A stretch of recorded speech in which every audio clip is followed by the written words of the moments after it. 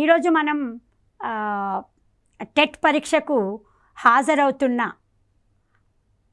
Paper 2 Telugu ఏం చదవాలి, paper 2 తెలుగులో ఏ విషయాలు చదవాలి, అసలు పేపర్ 2లో ఉన్న సిలబస్ ఏంటి, ఇవన్నీ కూడా చూద్దాం. అయితే ముందుగానే ఒక మాట చెప్తా ఉన్నాను. కొంతమంది ఎన్నో పోటీ పరీక్షలు రాసి ఉన్నారు, టెట్ మోడల్ కూడా తెలిసిన వాళ్ళు ఉన్నారు.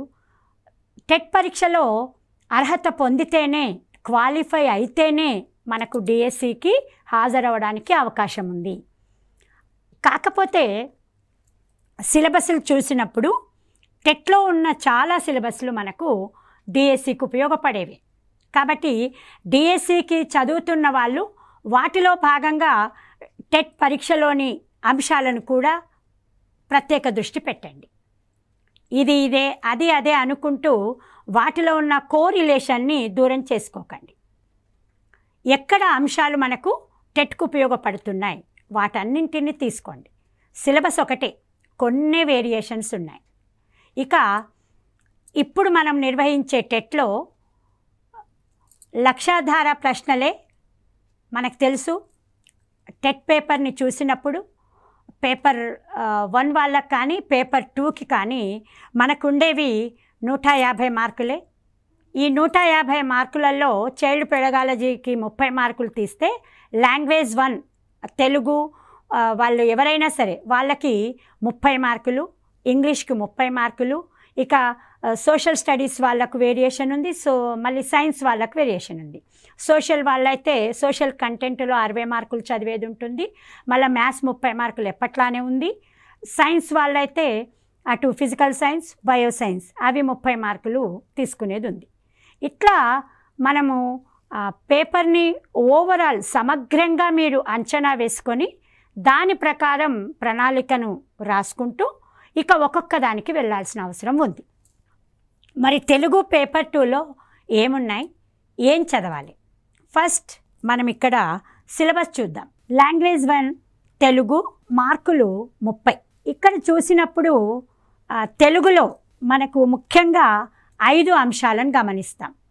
ఒకటి విషయావగాహన, రెండవది భాషాంశాలు, పదజాలాలు, తర్వాత బోధనా పద్ధతులు అవన్నీ కూడా ఉన్నాయి. తెలుగు సాహిత్యం మొదటిది విషయం, రెండవది తెలంగాణ సాహిత్యం సంస్కృతి, ఆ తర్వాత ప్రాచీనం ఆధునికం, మూడవ అంశం పదజాలం, నాలుగవది భాషాంశాలు, ఐదవది బోధనా పద్ధతులు. ఓవరాల్గా చూస్తే 5 అంశాలుగా తెలుగును మనము విభజించుకోవడం జరిగింది. ఇలా విభజించుకున్న తర్వాత ఏ అంశాలు ఎన్ని ఉంటాయి అనేది కూడా చూద్దాం. 30 మార్కులలో మొట్టమొదటిగా మనం తెలుసుకోవాల్సిన విషయం ఏమిటంటే, తెలుగుకు సంబంధించి 30 మార్కులలో 24 మార్కులు కంటెంట్ పైన ఉంటాయి. మిగతా 6 మార్కులు బోధనా పద్ధతులు, మెథడాలజీ పైన, భాషా బోధనా పద్ధతులు, మెథడాలజీ పైన ఉంటాయి. మరి ఈ విషయావగాహన తెలుగుకు సంబంధించి ఏం చదవాలి అన్నప్పుడు 3వ తరగతి నుంచి 10వ తరగతి వరకు చదవాలి అనుకుంటే, పేపర్ 2 వాళ్ళు 6వ తరగతి నుంచి 10వ తరగతి వరకు చదివితే చాలు అనేది ఒక బేసిక్గా ఉంది. కానీ నా దృష్టిలో 3 నుంచి కూడా ఒకసారి చూస్తే పూర్తి స్థాయిలో అవగాహన వస్తుంది. పేపర్ 1 వాళ్ళు ఎలాగూ చదువుతారు, మీరు కూడా ఒక్కసారి ఒక రోజు కేటాయించండి చాలు. పేపర్ 1వ తరగతి నుంచి 5వ తరగతి వరకు ఏ కవులు ఉన్నారు, అక్కడ ఎలాంటి ప్రక్రియలు తీసుకున్నారు, అక్కడ బేసిక్స్ కూడా ఇస్తూ ఉంటారు కదా. అంటే విరామ చిహ్నాలు అంటే ఏంటి, సందులు అంటే ఏమిటి, అక్కడ బేసిక్స్ మొదలై 6వ తరగతి నుంచి మనకు ఎక్కువ స్థాయిలో వెళ్తూ ఉంటాయి. కాబట్టి ఇక్కడ ప్రైమరీకి కొంత టైంనిచ్చి అప్పర్ ప్రైమరీ నుండి సెకండ్ లెవెల్ వరకు పూర్తి స్థాయిలో తెలుగు పాఠ్య పుస్తకాలను చదవాల్సిన అవసరం ఉంది. ఈ తెలుగు అనగానే ఎక్కడికి వెళ్ళాలి, ఎక్కడెక్కడ పుస్తకాలు తేవాలి, ఇదంతా గాబరా పడకండి.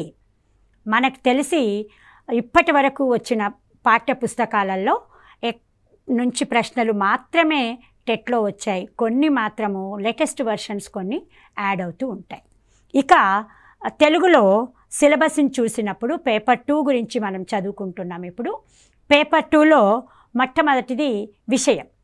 ఈ విషయంలో 2 రకాలుగా మనం చూస్తాం. పఠనావగాహన, పద్యం గద్యం ఆధారంగా.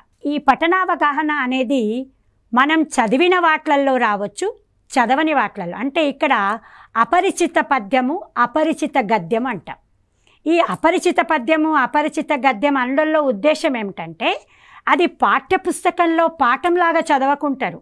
కానీ మీరు ఏ పుస్తకంలోనో అక్కడ సృజనాత్మకత అంశాలలోనో నేర్చుకుందామనే అంశాలలో ఇంకా కొన్ని మనము లైబ్రరీ పరంగా చాలా చదువుతుంటాం కదా, ఎక్కడో ఒక చోట ఇవి మనకు ఎదురవుతూ ఉంటాయి. పఠనావగాహనలో పద్యం గద్యం ఆధారంగా ప్రశ్నలు ఇవ్వబడతాయి. ఈ పద్యము గద్యం ఆధారంగా ఇచ్చినప్పుడు ఒక సందర్భంలో పద్యానికి 4 మార్కులు, గద్యానికి 4 మార్కులు అని చూపించడం జరిగింది. కొన్ని సందర్భాల్లో 5 మార్కులు, 5 మార్కులు, 10 మార్కులు. ఇక మోడల్ పేపర్స్ని కూడా మనం గతంలో జరిగిన పేపర్లను చూసినప్పుడు కూడా మొట్టమొదటనే పద్యం ఇచ్చిన చోట గద్యం ఇవ్వలేదు, గద్యం ఇచ్చిన చోట పద్యం ఇవ్వలేదు. కొన్ని సందర్భాలలో పద్యము గద్యము అంటే ఇవి అపరిచిత పద్యము, అపరిచిత గద్యము 2 కూడా ఇవ్వడం జరిగింది.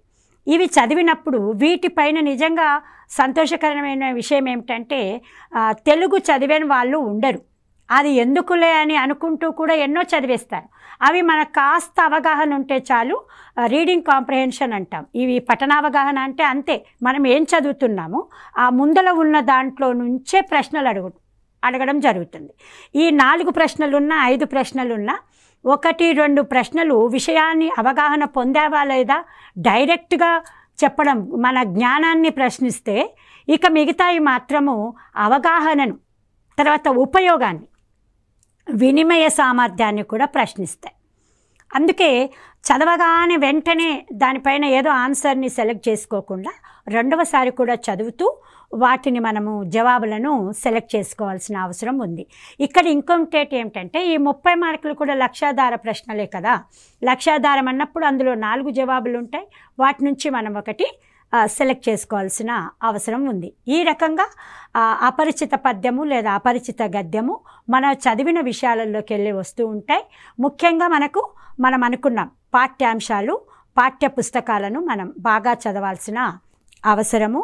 ఇక మనకు చదివే అవగాహన ఉంటుంది. ఇవి అపరిచితాలు కాబట్టి టెక్స్ట్ బుక్లో ఉన్నవే రావాలని లేదు. మళ్ళీ ఒకసారి గమనించుకోండి, ఇవి టెక్స్ట్ బుక్లో ఉన్నవి కావు, కానీ ఎక్కడో ఒక చోట మనం చదివినవి ఉంటాయి. అవి పత్రికలలో చదవచ్చు, ప్రత్యేక సంచికలలో చదవచ్చు, మనం సృజనాత్మకతలో చదవచ్చు, ఇంకెక్కడో చదవచ్చు.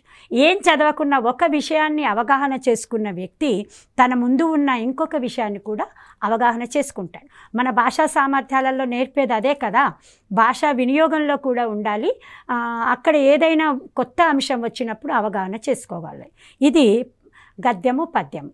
ఇక రెండవది ముఖ్యమైన విషయం ఇక్కడ మనం గమనించాల్సింది ఏమిటంటే తెలంగాణ సాహిత్యం సంస్కృతి. ఎన్నో పోరాటాల ఫలితమే తెలంగాణ రాష్ట్రం. ఇక్కడ పోరాటం అనేది కేవలం హక్కుల కోసమే జరగలేదు, సాహిత్యం కోసం కూడా జరిగింది. మనకంటూ ఒక ప్రత్యేక స్థానం ఉంది. మన భాషకు, మన మాటకు, మన సాహిత్యానికి ఒక ప్రత్యేకత ఉంది అని చెప్పుకోవడంలో కూడా తెలంగాణ రాష్ట్ర సాధన చేశాం. అందుకే ఇక్కడ రెండవ అంశాన్ని తెలంగాణ సాహిత్యము సంస్కృతి అని చెప్పేటప్పుడు అటు ప్రాచీనము ఇటు ఆధునికం 2 అంశాలను కూడా కలబోసి చెప్పారు. ఇవే కాకుండా ఇంకా ఇతర కవులు వాళ్ళ రచయితలు కూడా ఇందులో కొంత ప్రశ్నించడం జరుగుతుంది.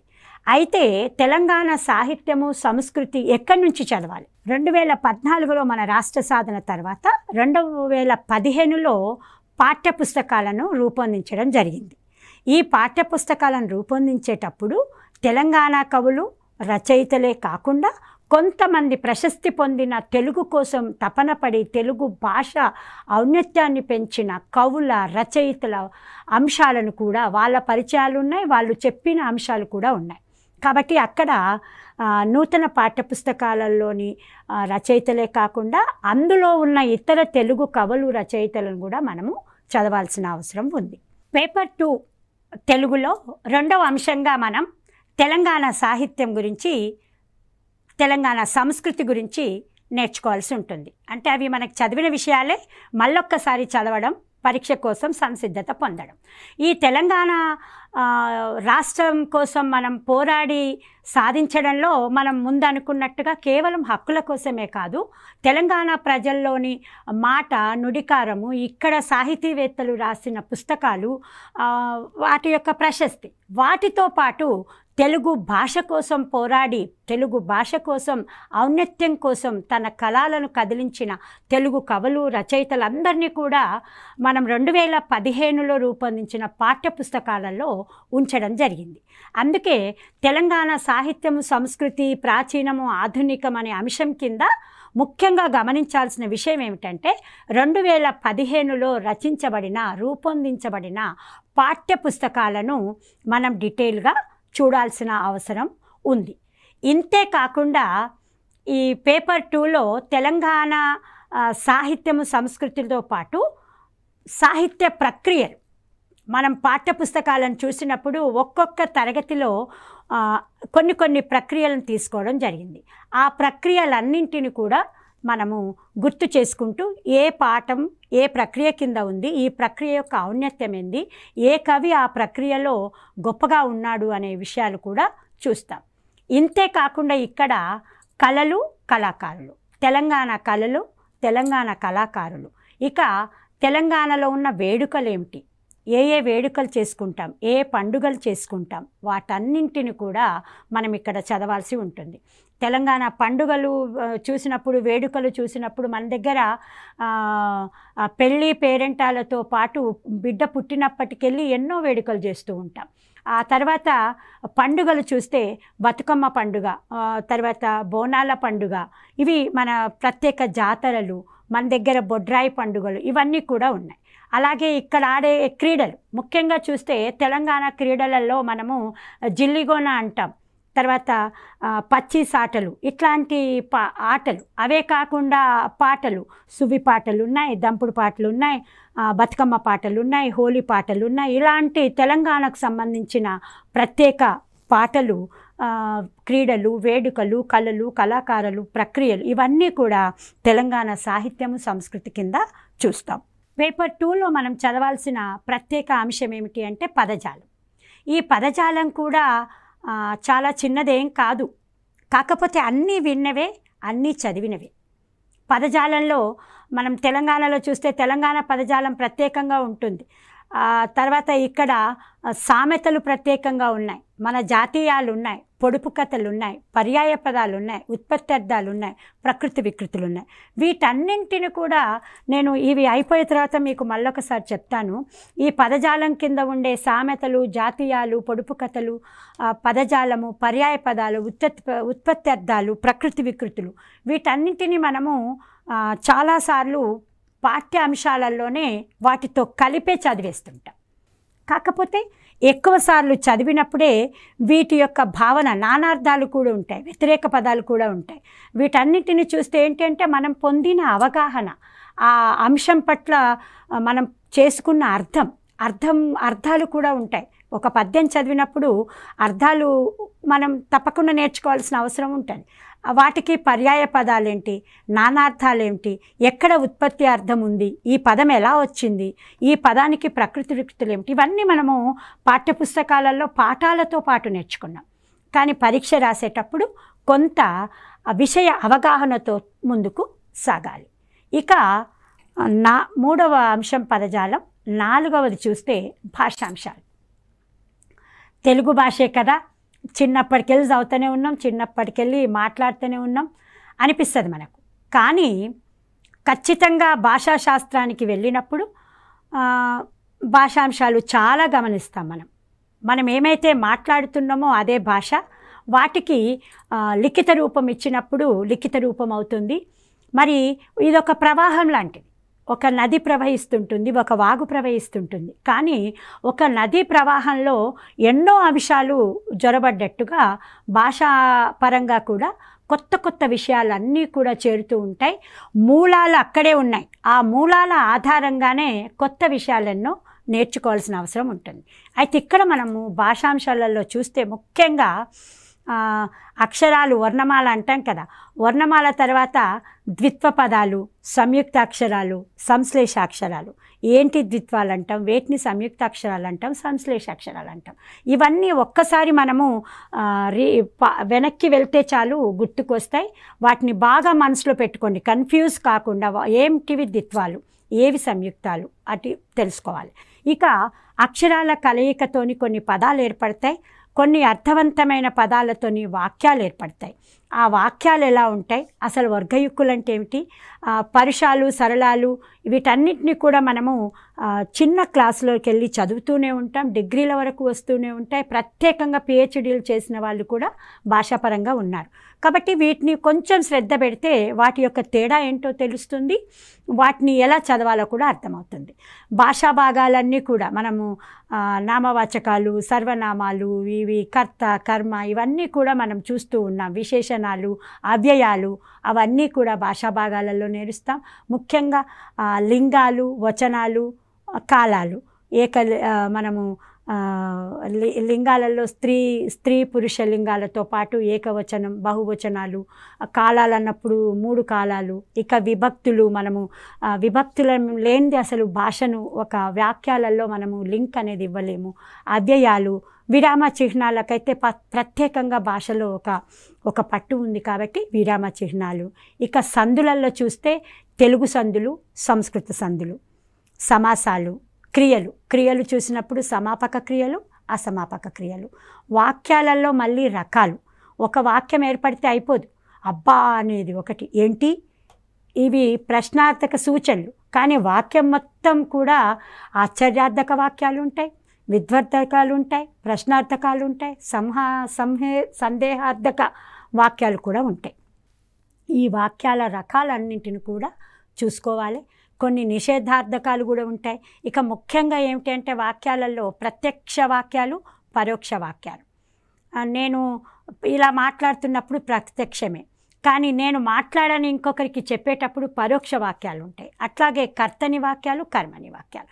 ఇలా భాషాంశాలన్నింటిని చూస్తూ పోతే ఇవి చిన్న చిన్నగా మన మెదడులో కూర్చొని వాటి యొక్క వేరియేషన్ అనేది మనం గమనిస్తూ వెళ్తే చాలు. ఇవి పెద్దగా కష్టపెట్టే విషయాలు కావని ఇష్టంగా చదవాలి, కష్టపడొద్దు. ఇష్టంగా చదివితే మనం కష్టపెట్టవు, చాలా సంతోషంగా. ఇవన్నీ మన ముందున్నవే, వీటిల్లోకి వెళ్ళి అన్నీ బయటికి వస్తాయి. ఇక ముఖ్యంగా ఛందస్సు, అలంకారాలు కూడా ఉన్నాయి భాషాంశాలలో. వీటన్నింటినీ మనం చదవాలి. కానీ చదివేటప్పుడు ముఖ్యంగా పాఠ్యపుస్తకాలను తీసుకొని ఆ స్థాయి వరకు చదివితే చాలు. మనకు 30 మార్కులలో 24 మార్కులు కంటెంట్కు ఉన్నాయి. ఆ కంటెంట్లో భాషాంశాలలో ముఖ్యంగా 8 నుంచి 8 మార్కుల వరకు, 6 మార్కుల నుండి 8 మార్కుల వరకు కూడా భాషాంశాలలో వస్తూ ఉంటాయి, గమనించుకోవాలి. పదజాలం నుండి కొన్ని 6 నుండి 8 ఇట్లా డివైడ్ చేసుకుంటే 24 మార్కులను వీటిల్లోనే మనకు 4 భాగాలను యావరేజ్గా 6 మార్కులను తీసుకున్నా కూడా మనకు 24 మార్కుల కింద ఇవి తీసుకుంటాం. ఇక 5వది బోధనా పద్ధతులు. ఇక్కడ నేను ఒక ముచ్చట చెప్తాను. బోధనా పద్ధతులకు వెళ్ళే ముందు మనము ఎన్నో పుస్తకాలను చదువుతాం. పోటీ పరీక్షలు, టెట్లో అర్హత పొందాలి, డిఎస్సిలో పొందాలి, లేదా గ్రూప్ 1 ఆఫీసర్ కావాలి, మనం హాస్టల్ వార్డెన్స్ ఆఫీసర్స్ అవి కావాలన్నా కూడా, ఎక్కడ వెళ్ళాలన్నా కూడా ఒక ఆతృత మనలో ఉంటుంది. ఏమి చదవాలి, ఇంకా ఇంకా ఇంకా ఇంకా చదవాలి అని. చదివేటప్పుడు కేవలము ఒకే మూడ్లో ఒకే దాన్ని ఫాలో కాకుండా మన అకాడమిక్ బుక్స్ని ఫాలో అవుతూ, గవర్నమెంట్ ప్రచురణల పుస్తకాలను ఫాలో అవుతూ, ఎంతమంది ఏం చెప్పినా అందులో ఉన్న మంచిని గమనించండి. అదే ఒకే దాంట్లో ట్రాప్లోకి వెళ్ళకుండా మీకంటూ ఒక స్ట్రాటజీ ఉంటుంది. ఆ స్ట్రాటజీని చూసుకొని మీ యొక్క ప్రణాళికాబద్ధమైన చదువును చదవండి. అప్పుడు ఖచ్చితంగా మీరు క్వాలిఫై అవ్వడం అనేది పెద్ద అంశమే కాదు. 150 మార్కులలో తెలుగుకు 30 మార్కులు ఉన్నాయి. తెలుగు 30 మార్కులలో మీరు పాఠ్యపుస్తకాలను చదివినప్పుడు ఈ 24 మొదటి మార్కులలో ఎక్కువగా మీకు పోవు. కనీసం 20-22 మార్కులు మీరు పొందవచ్చు. ఎందుకంటే ఇక్కడ డెఫినేషన్స్ కన్నా కూడా వాళ్ళు అడిగేది విషయం ఎట్లా ఉంటుంది అంటే వినియోగపరంగా ఉంటుంది. కాబట్టి వాటిని కూడా మనం మోడల్ పేపర్లలో చూసుకుందాం. ఈ భాషాంశాల వరకు ఇవి. ఇక తెలుగులో సిలబస్లో 5వది బోధనా పద్ధతి. బోధనా పద్ధతులలో మనము 7 అంశాలుగా చూస్తున్నాం. ఇవి మీరు డిఎడ్లో కావచ్చు, ఇది బిఎడ్లో చదివిన ముచ్చట్లే ఇవన్నీ కూడా, పేపర్ 2 కాబట్టి. భాష, మాతృభాష బోధనా లక్ష్యాలు ఏమిటి, భాష వివిధ భావనలు స్వభావం ఏంటి, తరగతి గదిని ఎలా అన్వయించాలి, భాషా నైపుణ్యాలు ఏమిటి, సాధించాల్సిన సామర్థ్యాలు ఏమిటి, ఇది ముఖ్యం అన్నట్టు. మనకు భాషా లక్ష్యాలు ఏమున్నాయో ఆ లక్ష్యాలలో నైపుణ్య సాధన, సామర్థ్య సాధన అనేది ముఖ్యం. ఎంత బోధన చేసేది, ఎంత చదువు చదివేది భాషా లక్ష్యాలు అంటే విద్యా లక్ష్యాలలో భాషా లక్ష్యాలు, భాషపరంగా చూసినప్పుడు భాషా లక్ష్యాలు ఉంటాయి. కాబట్టి ఆ తరగతికి సంబంధించి ఆ నైపుణ్యం వచ్చిందా లేదా, అట్లా తరగతి గది అన్వయం చేస్తూ మనము బోధనా పద్ధతులు ఉంటాయి. ప్రణాళిక రచన, పాఠ్య గ్రంథాలు ఎలా ఉన్నాయి అంటే మనము వార్షిక ప్రణాళికలు ఉంటాయి, యూనిట్ ప్రణాళికలు ఉంటాయి, పీరియడ్ ప్రణాళికలు ఉంటాయి. ఓవరాల్గా ఒక ప్రణాళిక రచనతోనే పాఠ్యాంశాలను బోధించడం జరుగుతుంది. అట్లా బోధనా పద్ధతులు చదివినప్పుడు మనకు మాతృభాష కావచ్చు, ఏ భాష అయినా సరే అక్కడ మనం ఈ ప్రణాళిక రచనను చూసి ఉంటారు కాబట్టి వాటిపైన కూడా శ్రద్ధ. ఇక్కడ బోధనా పద్ధతులలో వచ్చే 6 మార్కులలో ఇవన్నిటిని చదివేది ఉంది. సాహిత్య ప్రక్రియలలో బోధనా పద్ధతులు అంటే ఒక్కొక్క ప్రక్రియను బోధించేటప్పుడు ఏ పద్ధతిని పాటిస్తావు, అది లెక్చర్ పద్ధత లేకపోతే డెమో పద్ధత, ఏ పద్ధతిని పాటిస్తావు, ఆధునిక ధోరణులు బోధనలో ఏమన్నా ఉన్నాయా. ఇవాళ డిజిటల్ పద్ధతి వచ్చింది, చాలా వరకు మనము చాలా వాటిని డౌన్లోడ్ చేసుకొని కూడా చూపించగలుగుతూ ఉన్నాం. మన టీఎల్ఎంలో వాటికి కూడా స్థానం ఇచ్చాం. ఈ టీచర్ లెర్నింగ్ మెటీరియల్స్లో ఈ ఆధునిక ధోరణులు బోధనా నైపుణ్యాలను, సామర్థ్యాలను పెంచడంలో ఉపయోగపడతా ఉన్నాయి. కాబట్టి బోధన అభ్యసన సామగ్రి ఏమిటి, అసలు బోధన నైపుణ్యాలు ఏంటి అనేది చూడాలి. ఇక ఫైనల్గా ఉండేది నిరంతర సమగ్ర మూల్యాంకనం ద్వారానే కదా ఒక పరీక్ష మనం పాస్ అయ్యి ఇంకొక దగ్గరికి వెళ్తున్నామా లేదా అని. ఈ నిర్మాణాత్మక మూల్యాంకనం, సంగ్రహణాత్మక మూల్యాంకనం అనేవి కూడా పద్ధతులు ఉన్నాయి. ఇక్కడ మూల్యాంకనము, నిరంతర సమగ్ర మూల్యాంకనానికి ఒక్కటే ఒక మాట చెప్తాను. మనం చూసాం అంటే ఇప్పుడున్న కొంతమంది పిల్లలు పాత పద్ధతులు చూసారో లేదో కానీ కొంతవరకు చూసే ఉంటారు. ఒకప్పుడు 1970స్కి ముందు డిటెన్షన్ విధానాలు ఉండేది, ఆ తర్వాత నాన్ డిటెన్షన్ విధానం వచ్చింది. ఆ తర్వాత పరీక్ష మాత్రమే కాదు, వీళ్లకు పరీక్షలతో పాటు మనం ప్రాజెక్టు వర్కులు కూడా ఇవ్వాలి, పిల్లవాడు మాట్లాడగలగాలి, ఆ పద్ధతి వచ్చింది. ఇలా బోధనా పద్ధతులు ఇవన్నీ చూసాం. ఇక వీటిలో నుంచి మనకు 6 మార్కులు పొందుతాం. మరి పద్ధతి ఏంటి, ఇక్కడ ఒక విషయం ఒక్క నిమిషం గమనించండి. మీకు 3వ తరగతి నుండి 10వ తరగతి వరకు పాఠం పేరు, ఇతివృత్తము, ప్రక్రియ అని ఉంది. అంటే 3వ తరగతిలో గేయము, కథ, సంభాషణ, వ్యాసం, ఈ 5 రకాల ప్రక్రియలు, 4 రకాల ప్రక్రియలు, సంభాషణ ఇవి చేశారు కదా. మనము 6వ తరగతికి వెళ్ళినప్పుడు ప్రక్రియను చూస్తే అక్కడ గేయాలు, కథ, ఖండకావ్యము, లేఖ, యాత్రారచన, శతకం, కావ్యం, స్వగతం ఇవి ఉన్నాయి. ఇట్లా 10వ తరగతి వరకు కూడా గమనిస్తే ఒక్కొక్క దాంట్లో మనకు ప్రక్రియ, ఇతిహాస ప్రక్రియ, యాత్రారచన ప్రక్రియ, ద్విపద ప్రక్రియ, శతక ప్రక్రియ ఇవన్నీ కూడా ఉన్నాయి. ఇట్లా ఒక్కొక్కరు వాళ్ళు రాసిన కవెవరు, ఆయన రాసిన పాఠం పేరేమిటి, ఇట్లా చూసుకుంటూ వెళ్ళినప్పుడు మనం పాఠ్యాంశాలలో, పాఠ్యపుస్తకాల్లోని ముచ్చట్లన్నీ కూడా ఇక్కడ మనకు అర్థమవుతాయి. ఇక 10వ తరగతి 9వ తరగతిని సింగిడి 1గా చూస్తాం. మనం 6 నుండి 8వ తరగతి వరకు నవవసంతం టైటిల్తో చూస్తాం. 1 నుండి 5వ వరకు జాబిలి పేరుతో చూస్తున్నాం. ఇవి పాఠ్యపుస్తకాల యొక్క టైటిల్స్. వాటిలో ఉండే కవులు ఎవరు, పాఠ్య అంశాలు ఏమున్నాయి, ఇతివృత్తం ఏముంది, ప్రక్రియ ఏముంది, ఇవన్నీ తీసుకున్న తర్వాత ఇక మనము చూస్తే ఏంటి అంటే మోడల్ పేపర్లో చూసినప్పుడు 31 నుండి తెలుగు మొదలవుతుంది, 31 నుండి 35. ముందే అనుకున్నట్టు ఒక్కొక్కసారి అపరిచిత గద్యం ఇచ్చాడు ఇక్కడ. ఈ అపరిచిత గద్యాన్ని మనం అంతా చదువుతూ ఆ తర్వాత ఈ వ్యాసం, ఆ యొక్క అపరిచిత గద్యంలో ఏముంది, ఈ వ్యాసంలో ఏ భాష వాడాం. ఇప్పుడు మనం వ్యాసం చదివాం కదా, ఒక్కటి పూర్వకాలంలో మన దేశంలో పుట్టి పెరిగిన అని ఉన్నప్పుడు ఇది ఏ భాషలో ఉంది, ఇది శిష్ట వ్యవహారికమా, ఆధునికమా, ప్రాచీనమా, శుద్ధ గ్రాంధికమా, ఇది అంటే వినిమయం అనే నాలెడ్జ్ ఉండాలన్నాను చూడండి, అదే ఇది. ఇక్కడ చూస్తే మనకు ఈ వ్యాసం శిష్ట వ్యవహారికంలో ఉంది. ఇక ఇక్కడ 31 నుండి 35 వరకు ఇదే వ్యాసం మీద ప్రశ్నలు ఉంటాయి. కొన్ని సందర్భాలలో ఇంకా 8 అపరిచిత పద్యము గద్యము రెండింటికి కూడా కేటాయించవచ్చు. పేపర్ 2లో మనం ఇక్కడ గమనిస్తే గతంలో వచ్చిన పేపర్ మోడల్ ప్రకారం చూస్తే మొదటి 30 నుండి 35 వరకు ఇది వ్యాసకర్త ఒక వ్యాసం ఉంది, అపరిచిత వ్యాసం. ఇక 36 నుండి 40 వరకు చూస్తే పద్యం, ఇది కూడా అపరిచిత పద్యం. దీంట్లో 5 మార్కులు ఈ పద్యం మీదనే ఉంటాయి. ఈ పద్యంలో జరామరణాలు అంటే ఏమిటి అంటే ముసలితనం, మరణము అని అర్థం. ఇట్లా వాటిపైన మనం అర్థం చేసుకోవాల్సిన అవసరం ఉంటుంది. ఇక సుకృతాత్ములు చక్కని రచనలే ఆత్మగా కలిగిన వారు అని పద్యంలోని భావన ఇది. ఇక 40 నుండి చూస్తే కీర్తి శరీరం విగ్రహవాక్యం అడిగాడు. ఇక్కడ కీర్తి అనేది శరీరం. ఇక చిన్నగా మనము 30 నుంచి 40 వరకు అపరిచిత పద్యము గద్యంలోకి వెళ్ళి ఇప్పుడు మనము సాహిత్యంలోకి వచ్చాం.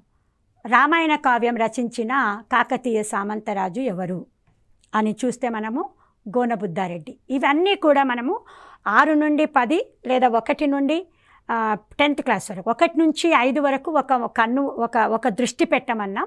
6 నుండి 10వ తరగతి వరకు మాత్రం చాలా మీరు గమనిస్తే ఇవన్నీ కూడా అందులోని అంశాలే మోస్ట్లీ ఉంటాయి. ఇక 42, 43, 44 ఒక ముక్కున వేలేసుకోవడం అనేది అది జాతీయమా, లోకోక్త, మాటల గుంప, సూక్త. ఇవి మనం అన్నాం కదా జాతీయాలు, ఇవన్నీ కూడా సామెతలు ఉంటాయని. చూస్తే జాతీయం. ముక్కును వేలేసుకోవడం అనేది ఒక జాతీయం. ఇక్కడ అర్థం అడిగాడు. విపినం అంటే ఏమిటి? విపినం అంటే అడవి. అంటే ఇక్కడ మనము జాతీయం చూసాం, ఒకటి అర్థం చూసాం. పర్యాయ పదం అడిగాడు. ఇక్కడ హలం, శీరం అనే పర్యాయ పదాలు కలిగిన పదం ఏంటి? మామూలుగా పదం ఇచ్చి పర్యాయ పదాలు అంటాడు కదా, ఈ పర్యాయ పదాలున్న పదం ఏంటి అని అడిగాడు ఇక్కడ. అప్పుడు నాగలికి హలం, శీరం అనే పర్యాయ పదాలు కూడా ఉన్నాయనేది మనం గుర్తిస్తాం. ఉత్పత్తి అర్థాలు కూడా బాగా ఉంటుంది, ఒక ప్రశ్న ఖచ్చితంగా ఉంటుంది.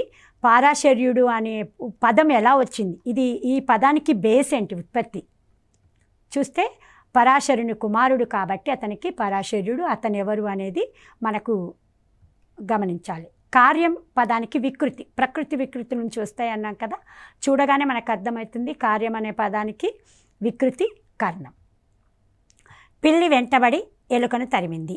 ఈ వాక్యంలో కర్త, కర్మ, క్రియ అని మనము భాషా భాగాలలో తెలుసుకుంటామని చెప్పాం కదా. ఇక్కడ పిల్లి వెంటబడి ఎలుకను తరిమింది. ఈ వాక్యంలో పిల్లి అనే పదం ఏది? అసలు కర్మ దేనికి సంబంధించింది? ఎలుక. ఇక్కడ పిల్లి కర్త, ఎలుక కర్మ. నవవిధాలు సమాసం పేరేంటి? ఇక్కడ నవవిధాలు, నవ అనేది వచ్చింది, విధాలు అని వచ్చింది. ఇది ఏ సమాసం అవుతుంది? సమాసానికి నేర్చుకునేటప్పుడు ఉదాహరణలతో నేర్చుకోవాలి. ద్విగు సమాసం. ఒక సంఖ్య చెప్పినప్పుడు ద్విగువుగా చెప్తాం మనం. మండే ఎండ నిప్పుల కొలిమ అన్నట్లుంది. ఇందులో అలంకారాలు నిజంగా చాలా అద్భుతంగా సాహిత్యానికి అందాన్ని ఇస్తాయి. మనకు అది గమనింపు ఉంటే మనలో సాహిత్య ప్రక్రియ కూడా, ప్రకర్ష కూడా పెరుగుతుంది. మండే ఎండ నిప్పుల కొలిమిలాగా ఉంది, పోలిక చెప్పాం. ఇది ఉత్ప్రేక్ష అలంకారం. ఆమె ఇంటర్వ్యూ రికార్డు చేయబడింది. కర్తరి వాక్యంగా మార్చమన్నాడు.